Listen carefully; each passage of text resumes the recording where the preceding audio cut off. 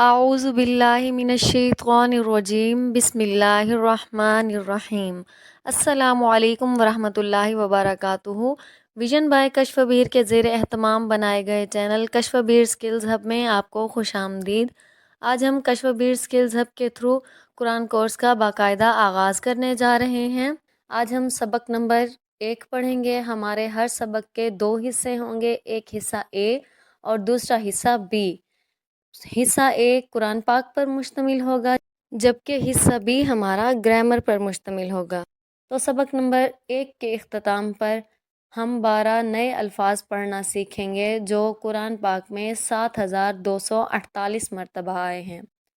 तो यहाँ पर सबसे पहले हम कोर्स के मकासिद देख लेते हैं, यानी कि जो कोर्स हम आज शुरू करने जा रहे हैं इसके मकासिद क्या हैं। सबसे पहला जो इसका मकसद है वो ये है कि कुरान समझना आसान हो जाए। यानी इस कोर्स में हम 50% अल्फाज ऐसे सीखेंगे जिससे हमारे लिए कुरान पाक को समझना आसान हो जाएगा, और ये अल्फाज हम सिर्फ़ और सिर्फ 20 घंटों में सीखेंगे। दूसरा है नमाज समझ में आ जाएगी। इस कोर्स का आगाज़ चूँकि नमाज से किया जा रहा है, तो हम जब नमाज को समझ कर पढ़ेंगे, नमाज के मानियों मतालिब को जानेंगे, तो हमारे लिए नमाज को समझना आसान हो जाएगा, नमाज हमें समझ में आ जाएगी, और फिर क्या होगा, अल्लाह ताला से ताल्लुक़ कायम हो जाएगा। जब हम नमाज को समझ कर पढ़ेंगे तो अल्लाह ताला से हमारा ताल्लुक़ मज़बूत हो जाएगा। तीसरा जो अहम मकसद है वो है नमाज मुयस्सर हो जाएगी। जब हम नमाज को समझ कर पढ़ेंगे, अल्लाह पाक से हमारा ताल्लुक़ मज़बूत होगा, तो हमारी नमाज भी मुयस्सर हो जाएगी और हमारा इबादत में दिल लगने लगेगा। हम शौक़ से और खुशू खुजू से नमाज अदा करेंगे। चौथा मकसद है हमारे पास कुरान के साथ ताल्लुक़। जब हम कुरान पाक को समझेंगे तो हमारा कुरान पाक के साथ ताल्लुक़ मज़बूत हो जाएगा, और जब हमारा कुरान पाक के साथ ताल्लुक़ मज़बूत होगा तो कुरान पाक ज़ाहिर है हमारी ज़िंदगी में भी शामिल हो जाएगा। तो इसका मकसद ये भी है कि ज़िंदगी में कुरान लाने का तरीक़ा। जब हम कुरान पाक के एक एक लफ्ज़ को समझ कर पढ़ेंगे तो फिर हम कुरान पाक को अपनी ज़िंदगी में भी शामिल कर लेंगे। पांचवा मकसद है नेक अमाल। जब हम कुरान पाक से ताल्लुक़ कायम कर लेंगे, मज़बूत ताल्लुक़ बन जाएगा हमारा कुरान पाक से, और हमारी ज़िंदगी में भी ये शामिल हो जाएगा, तो ज़ाहिर है हमारा दिल नेक अमाल की तरफ राग़िब हो जाएगा। और है आला इखलाक की तरगीब। इंसान चाहे जितने भी नेक अमाल कर ले, नमाज अदा कर ले, रोज़े रख ले, जब उसका इखलाक अच्छा नहीं है तो बाकी अमाल फिर किस काम के। तो इसलिए जब हम कुरान पाक को समझेंगे, नेक अमल करेंगे, तो इंशाअल्लाह हमारा इखलाक भी मज़ीद अच्छा हो जाएगा। हमें आला इखलाक की तरगीब मिलेगी इस कोर्स के तवस्सुत से। छठा मकसद इस कोर्स का है अरबी बोल चाल। इस कोर्स में हम 100 जुमले सीखेंगे जिससे हमारे लिए अरबी बोल चाल आसान हो जाएगी। अब हम देखेंगे कि कुरान पाक में इससे मुतल्लिक क्या कहा गया है। कहा गया है कि कुरान पाक को समझना आसान है। कुरान पाक की सूरतुल कमर की आयत नंबर 17 में अल्लाह पाक फरमाते हैं, वलक़द यस्सरनल कुरआना लिज़्ज़िक्रि, यानी कि इसका तर्जुमा है और तहकीक हमने नसीहत के लिए कुरान को आसान कर दिया है। जब हम ये कहते हैं कि कुरान मुश्किल है तो दरअसल ये एक शैतानी वसवसा होता है, ऐसा हरगिज़ नहीं कहना चाहिए। उसके बाद है दलील अल्फाज मानी के मुताबिक। कुरान की हर वो किताब जो हमारे घरों में भी मौजूद है उसे मसहफ़ कहते हैं। मसहफ़ के कुल सफ़हात 600 हैं। 17 हर सफ़ा पर। कुरान पाक के हर सफ़े पर 15 लाइन्स हैं। औसत अल्फाज हर 70 में जो अल्फाज की तादाद है वो 9 है। कुल अल्फाज एक सफ़े पर जो अल्फाज की तादाद है वो 135 है, और आसानी के लिए 130 है। तो इस तरह कुरान पाक के कुल अल्फाज हैं 78,000। वो कैसे कि हमारे पास कुरान पाक में 600 सफ़हात हैं और हर सफ़े पर 130 अल्फाज हैं। تو جب ہم 600 کو 130 سے ضرب دیں گے تو ہمارے پاس کل الفاظ بنیں گے 78,000۔ کل الفاظ قرآن میں کتنے ہیں؟ 78,000۔ اصل الفاظ تکرار کے بغیر، یعنی کہ قرآن پاک میں بہت سے الفاظ ایسے ہیں جو تکرار کے ساتھ آئے ہیں، یعنی کہ بار بار آئے ہیں، اور جو تکرار کے بغیر الفاظ ہیں وہ 17,500 ہیں۔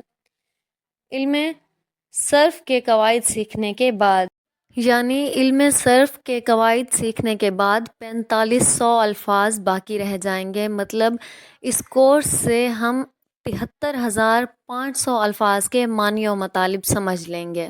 ہم علم صرف اور علم نحو کو آگے ڈیٹیل میں پڑھیں گے، ابھی ہمیں اس کی ڈیپتھ میں جانے کی ضرورت نہیں ہے۔ کل مادے یعنی روٹ ورڈز، قرآن پاک میں جو کل مادے ہیں وہ کتنے ہیں؟ 1850، اور اوسطاً ایک مادہ 2 یا 3 مختلف صورتوں میں آیا ہے، جیسے عالمہ، علامہ، تعلمہ، تعلیم، عالم، علیم اور علام۔ قرآن میں الفاظ کی تکرار، اگر ہم صرف نماز کے الفاظ لے لیں یعنی کہ سورۃ الفاتحہ میں سے، اور 6 صورتیں یعنی کہ سورۃ الاخلاص، سورۃ العلق، سورۃ الناس، سورۃ العصر، سورۃ النصر اور سورۃ الکافرون، اور ساتھ ہی اذکار نماز لے لیں جیسا کہ اذان، وضو، رکوع، سجدہ کی تسبیحات، تشہد، درود، اور ساتھ ہی عربی کے کچھ قواعد سیکھ لیں، تو انشاءاللہ ہم 332 ایسے الفاظ سیکھ لیں گے جو قرآن میں تکرار کے ساتھ 41,111 بار آتے ہیں، یعنی قرآن پاک کے 50% سے زائد الفاظ ہم اس کورس کے توسط سے سیکھیں گے۔ اوسطاً ہر دوسرا لفظ اذکار نماز میں سے ہے۔ قرآن پاک میں جتنے بھی الفاظ آئے ہیں وہ اذکار نماز میں سے آئے ہیں، زیادہ تر ہر دوسرا لفظ نماز میں سے ہے۔ ہم صرف 20 گھنٹوں میں انشاءاللہ اس کورس کو مکمل کرتے ہیں۔ یہاں پر 20 گھنٹوں سے بالکل بھی پریشان نہیں ہونا، کیونکہ ہمارے دل میں صرف وہی الفاظ اتر سکتے ہیں جن کی اللہ تعالی ہمیں توفیق دیتے ہیں، تو اس کے لیے بالکل بھی پریشان ہونے کی ضرورت نہیں ہے۔ یہاں اللہ پاک ہمیں جتنی توفیق عطا فرمائیں گے ہم اتنا ہی سیکھ پائیں گے، اور اس کا ایک حل یہ ہے کہ آپ سبق کو بار بار سنیں، بار بار دیکھیں، تو انشاءاللہ آپ کے لیے اس کورس کے اختتام تک قرآن پاک کو سمجھنا بالکل آسان ہو جائے گا۔ تو اب تو آپ کو یقین آ گیا ہوگا نا کہ قرآن پاک کو سمجھنا بہت ہی آسان ہے۔ یہاں پر ہم اب دیکھ لیتے ہیں قرآن پاک کے حقوق۔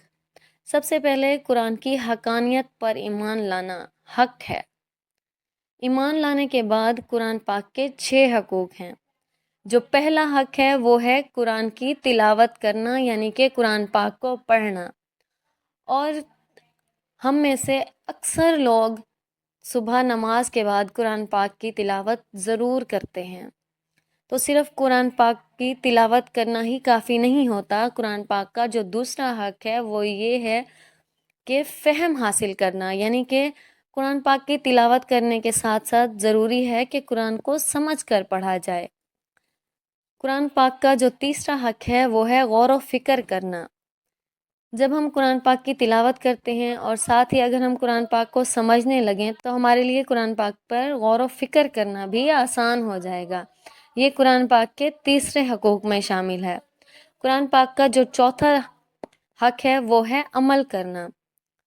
قرآن پاک کے تلاوت کرنے کے ساتھ اس کو سمجھنا، اس پر غور و فکر کرنا اور پھر اس پر عمل کرنا بھی نہایت ہی ضروری ہے۔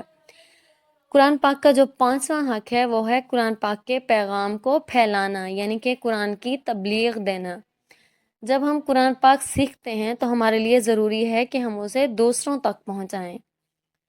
قرآن پاک کا چھٹا حق ہے قرآن کی تعلیمات کا نفاذ کرنا۔